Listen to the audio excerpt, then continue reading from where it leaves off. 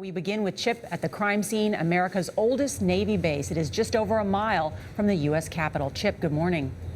Well, good morning, Nora and Charlie. That massive building behind me to the right is Building 197. That is where the shooting occurred. And the FBI confirmed overnight that the shooter entered the base as a Navy contractor with a valid ID. And people who work on the base tell us that if you have a valid ID, you are not searched for weapons. You can just drive right through that gate.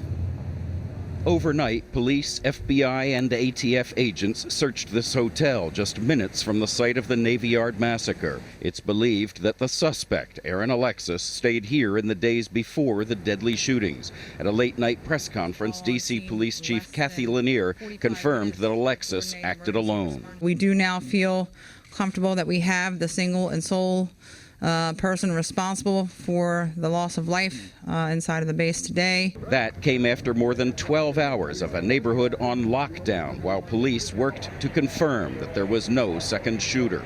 Thousands of workers at the Washington Navy Yard were ordered to remain in their office buildings while the crime scene was investigated.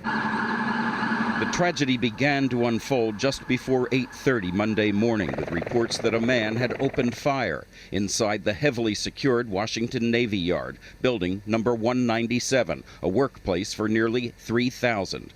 Police say Alexis allegedly shot many of his victims from an overlook on the third or fourth floor of the building, firing into an atrium. With a semi-automatic rifle, sources say Alexis was essentially a sniper, able to easily target his victims. Some of those killed have now been identified.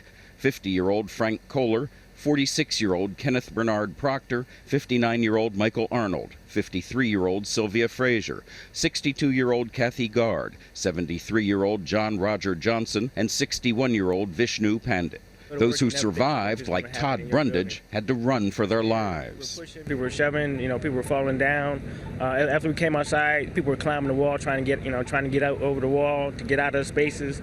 It was just crazy. Navy Commander Tim Gyrus was outside the building, unaware of what was happening inside, when he ran into a man who told him about the shooting.